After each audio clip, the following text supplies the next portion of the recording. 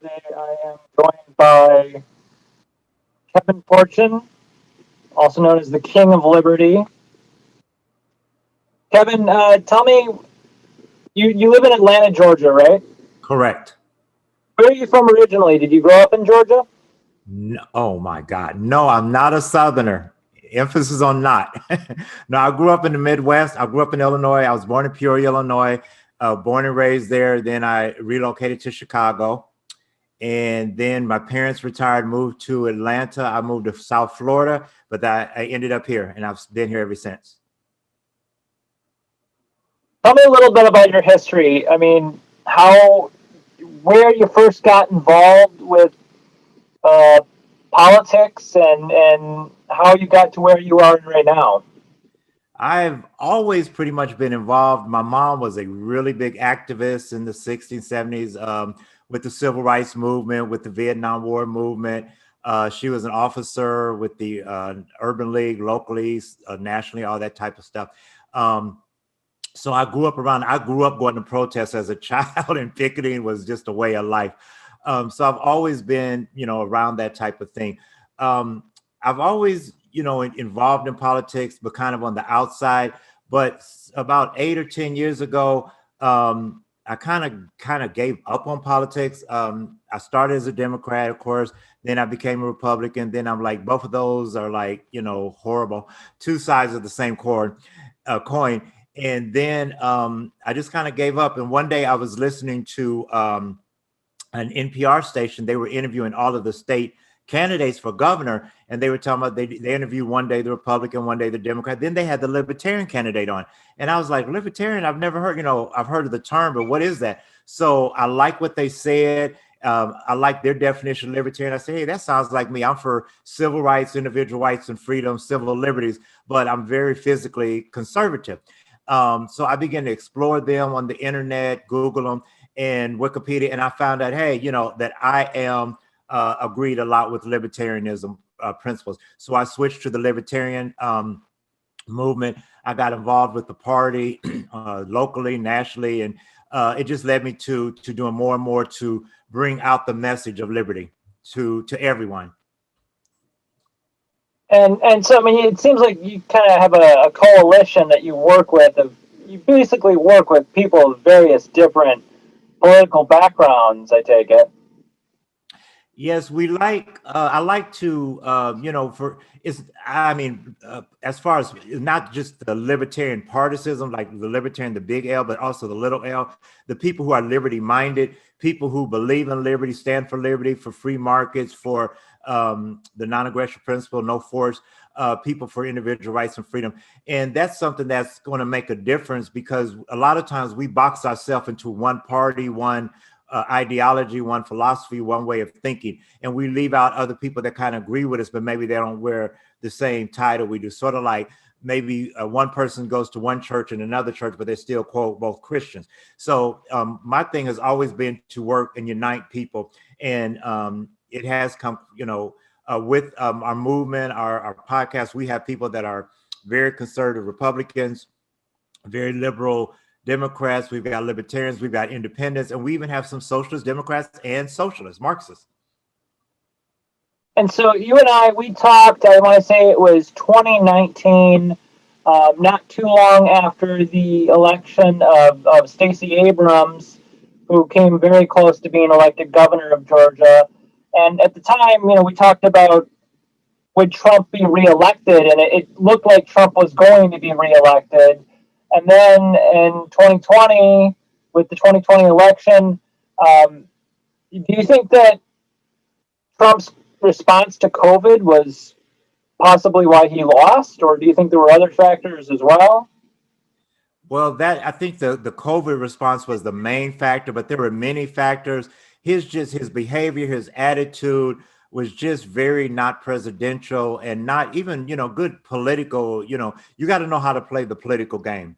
And he just, he wanted to be outside the box, which is a good thing, but he just totally didn't play the game, and he offended a lot of people, turned a lot of people off, even within his own party.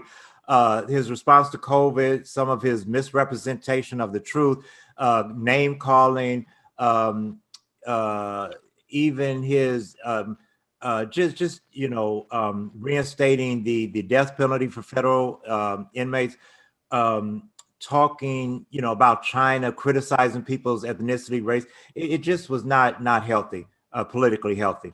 So, but the COVID response was just really atrocious, because you're dealing with people's lives, their parents, their kids, matter of life and death, and it did not go well with American citizens. Now, I mean, Stacey Abrams came very close to winning the election for governor in, was it, must have been 2018, or was, I don't know if it was a special election, if it was 2019. But now recently in Georgia we had the Senate races where both the Democrats won, and a month, 2 months before that, we had Joe Biden winning the state of Georgia. I mean, do you think that Georgia is becoming more progressive or Democrat leaning? I mean, how is that changing in Georgia? That is a great question, and that's something that people really are talking about now. A lot of people think Georgia has gone blue. That is totally not true. This is still a Southern Confederate state, I call it. Um, Actually, we have one thing about Atlanta, because it's growing and it is in the Sun Belt. You are getting a lot of people that have relocated here. A lot of people from New York, um, up north, but now you're seeing a lot of people from California, a lot of people from Seattle, from Oregon, from Washington. So you are getting a lot more Democrats, a lot more progressives and liberals minded people.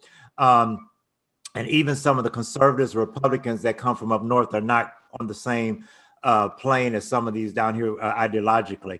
So yes, there are a lot of more progressive people moving here, but you also just had a lot of people that were really tired of Trump. They were tired of the government's handling of COVID, handling of the George Floyd situation, just their attitudes, some of their behaviors. So a lot of them were just what I call protest voting. They voted pro Biden. They voted for the Democrats just more because they were rejecting the Republican candidates. But they actually haven't turned to Democrat. They just rejected the candidates that were on the ballot. So, I mean, for instance, like Wisconsin, it can be a very red state, but we have places like Madison and Milwaukee that are extremely Democrat leaning, and that's why we've seen, Governor Tony Evers now elected in 2018. We see Joe Biden winning the presidents, well, the state of Wisconsin. I mean, is it kind of like that in some way with Georgia? I mean, does Atlanta, is that like the Democrats' stronghold? Are there some, cities in Georgia that are more progressive or more Democrat leaning? Yeah, pretty much Atlanta and I think Savannah. But like you said, it is true because Atlanta is so large compared to the rest of Georgia. You're looking at greater the Metro Atlanta area, like 4.5 to 5 million people. So that's a lot of votes right there compared to just the 9 million people. Almost 50% of the voting population in Georgia is right here in Atlanta. So that does make a huge difference. But whenever you win any election, you don't win it with just one party or one view. You still had a lot of people, a lot of Republicans that voted pro Biden. Like I said, it was a protest vote or whatever. But what really decided, especially the Senate elections, was it's always the middle ground. The left votes on the left and the right votes on the right. But the independents, the libertarians, the Green Party, Constitutional Party, the legalized marijuana party, all of those parties that didn't have a dog in the fight, as they would say, they made the big difference. And most of them this time leaned towards the left with Biden over Trump. And, there are a lot of claims that there was some sort of election fraud and so forth. Have you seen or heard of anything to substantiate those claims by Trump's side? Oh, absolutely not. And actually, I really loved your state up in Wisconsin, how they had such a thorough, protocol for even absentee ballots to verify them 4, 5, 6, 7 times. Here they had several recounts. They even had a hand recount, which is just atrocious. I mean, it just physically, I mean, they literally counted every ballot. But they had cameras in all the county rooms. They had armed guards. The the accusations of fraud, they are totally investigated. They don't just throw them out. They went and looked at it, but they found no evidence, not even one, shred of evidence. I know President Trump had made a very false accusation that like thousands, I think it's like 20 or 30,000 dead people voted in Georgia. And they actually only found like 2 people out the whole state that were dead that voted and threw those ballots out. So no, that is just totally not true. And with 2020 technology, the computer and the software we have now, they're just counting everything and, following everything. So that was just totally unsubstantiated. So I guess the two other things I wanted to talk about. I mean, you mentioned George Floyd earlier, and that is one of the things I wanted to talk about. But also, first, here we are now, like a week and a half after this riot at the Capitol, the U.S. Capitol. I mean, what's your take on those people? Trump, he gave this speech along with his son and Giuliani. They gave this speech at the White House, and then these people go up to the Capitol. What's your take on what happened in Washington D.C. last week? Well, that was very interesting, and I had a lot of takes. I think first of all, it was very, very serious, not just the violence and the chaos, but what it stood for. The fact that when they went run up the stairs, they had Confederate flags and Nazi flags, to replace the American flag. That was a big statement to me. The fact that you had so many people there that were willing to risk their lives to go in there. It just made a big statement of where we're at as a nation. I've had this question a lot because a lot of the people talked about their liberties and their freedoms, and they do have the liberty to do that. You have the liberty to be wrong. You have the liberty to commit a crime, but because of that liberty does not mean you cannot be held. You won't be held responsible or accountable. So you have liberty, but you also have the accountability for your liberty. And that is something people don't always think about.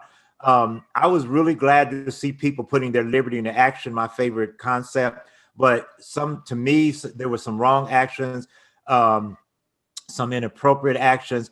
But that's for the courts and the judicial people to decide and to deal with. But I do think that they will be held accountable and should be, rightfully so.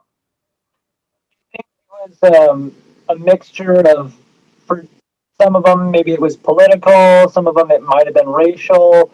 Do you think there's also just the economic, they see themselves as capitalists and they're afraid of socialists? I mean, do you think there were a lot of different reasons as to why they were there and did what they did? Yeah, I believe it was, it was more than just Trump supporters. You did have many groups there. But I think the main one was a lot of people really thought Trump should have won or they wanted him to win. But what it boils down to is a lot of people, when they can't have their way, they don't know how to act.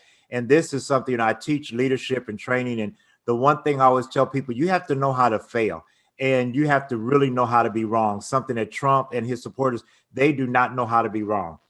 Sometimes you're just not right. Sometimes you lose. You have to suck it up. If you have some evidence, I would have been there fighting with them if they had any concrete evidence of the voter fraud or impropriety, but they have none. The courts, the local courts, the higher courts, all the way to the Supreme Court found no evidence. They threw it almost every case out.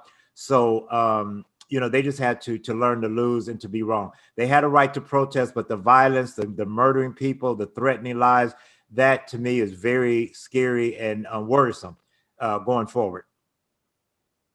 I think in part the way they conducted themselves and the extreme um, violence that they had. Do you think that in some way this might be caused by what they saw over the last year? I mean, what is your take on? And I guess this gets to my second question about the protests we saw prior to this.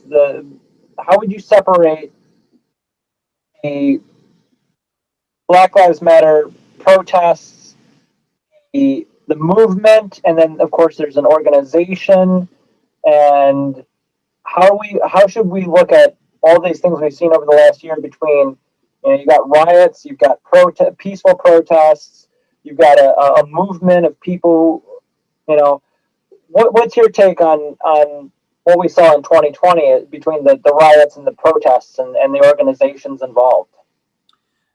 Interesting question.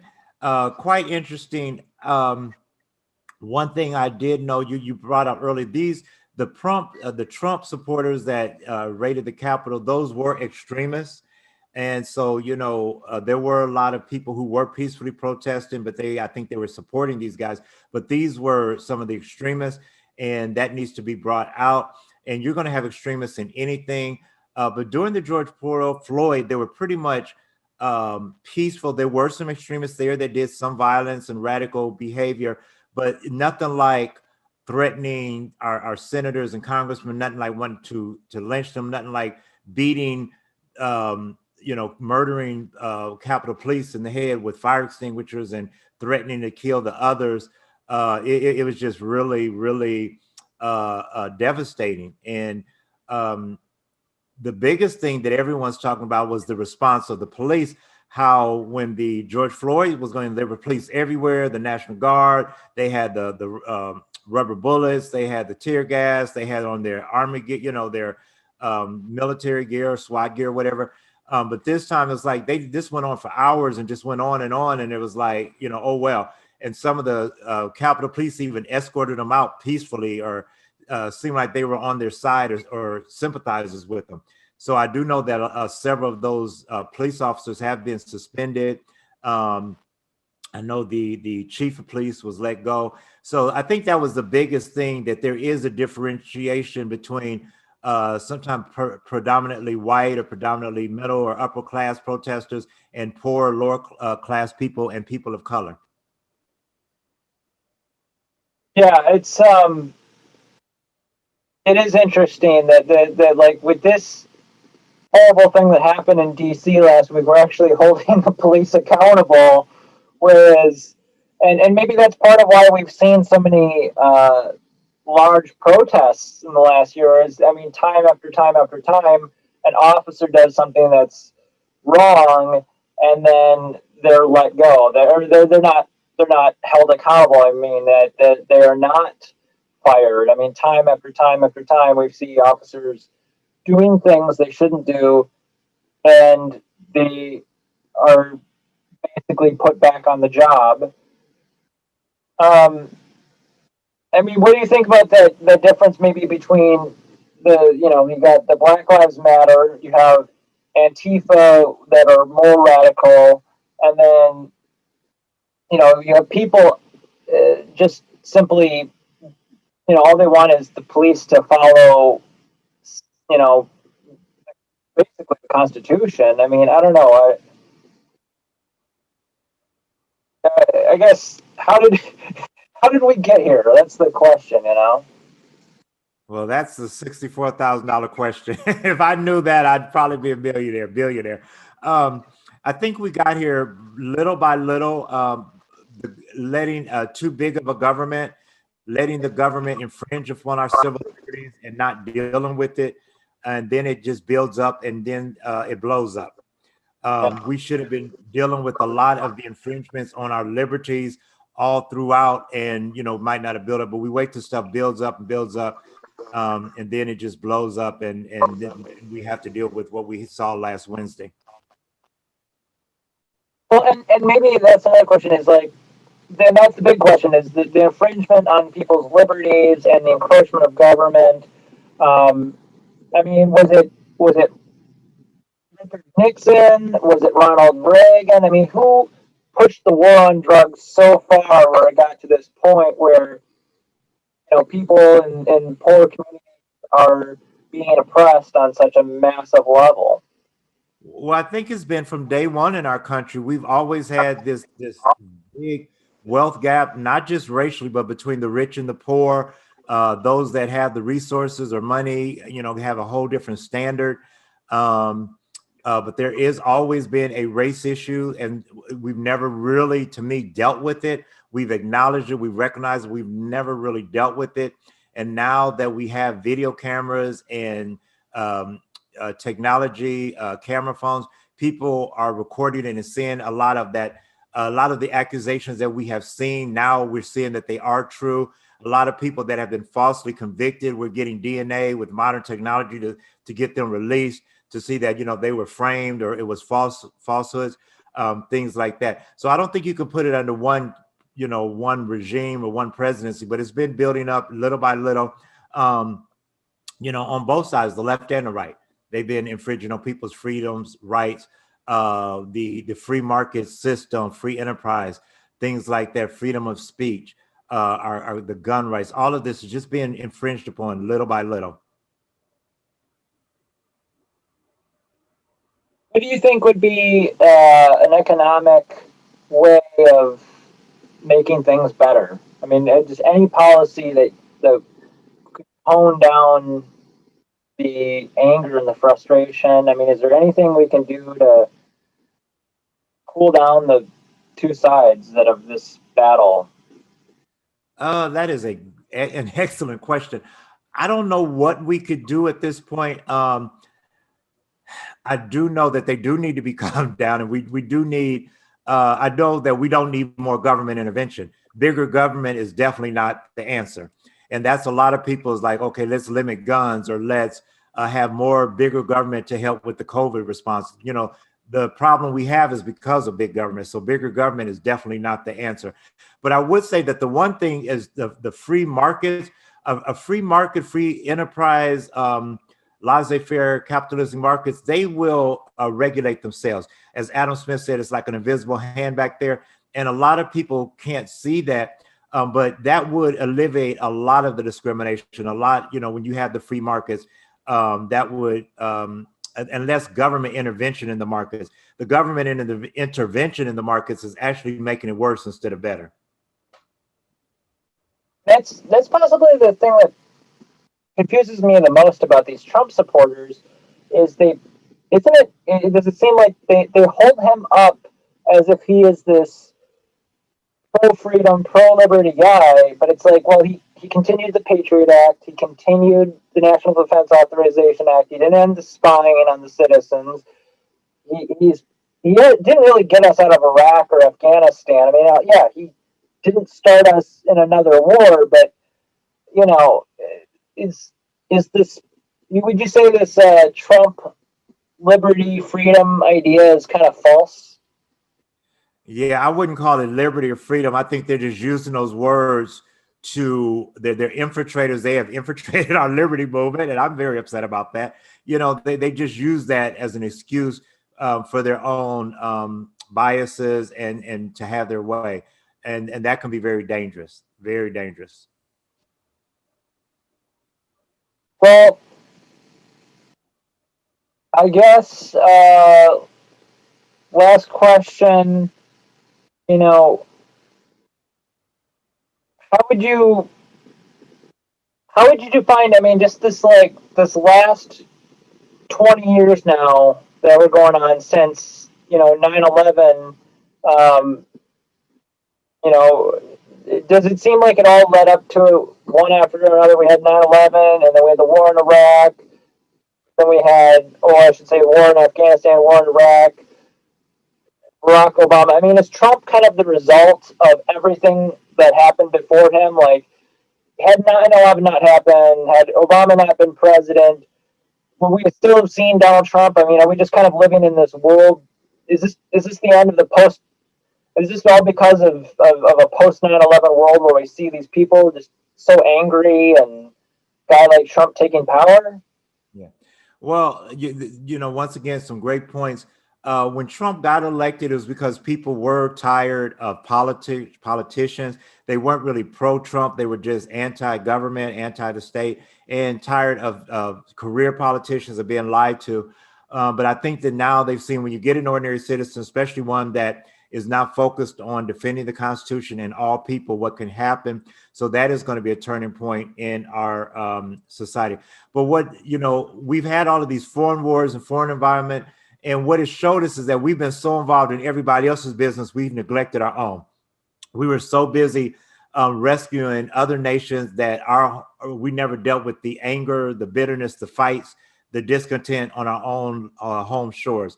And it just brought reality back for us to look in the mirror instead of dealing with everyone else's problems. We need to look in the mirror. And that's one thing that this whole last 4 years has done for us.